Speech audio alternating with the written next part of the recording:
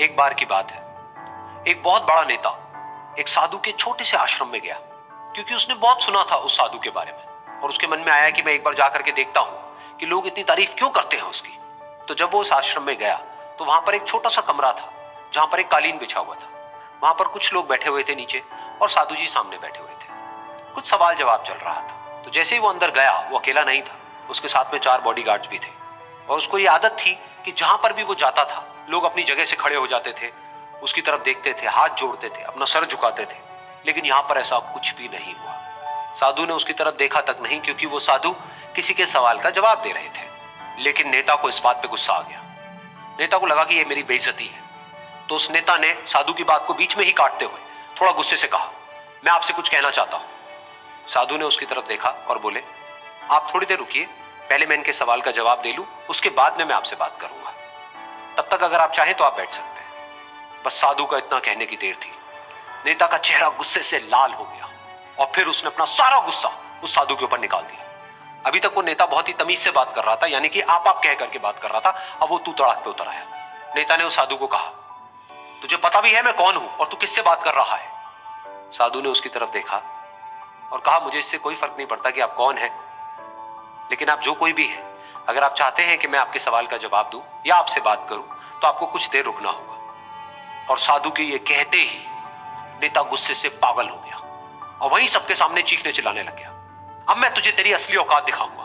तूने मुझसे पंगा लेकर के ठीक नहीं किया है। तुझे पता भी है मैं तेरे बारे में क्या सोचता हूं।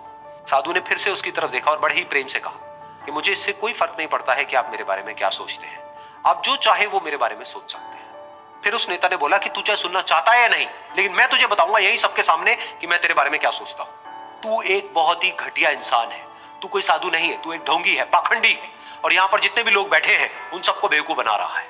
तेरा बस एक ही मकसद है कि इन लोगों की जेब में जितना भी पैसा है वो सब तेरे पास में आ जाए। तू अपने फायदे के लिए इन लोगों का इस्तेमाल कर रहा है और अब मैं तुझे नहीं छोड़ने वाला। तेरा पर्दाफाश करके रहूंगा पूरी दुनिया के सामने। लेकिन उसके इतना बोलने के बाद भी उस साधु के चेहरे पर हल्की सी मुस्कान बनी ही रही।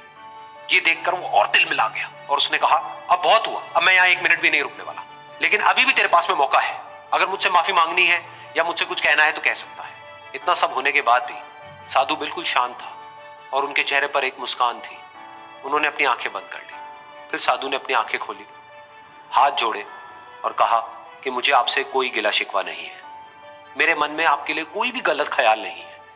जो भी आपने मेरे बारे में कहा वो आपकी अपनी सोच थी, तो मुझे आप में कोई भी बुराई नजर नहीं आती है।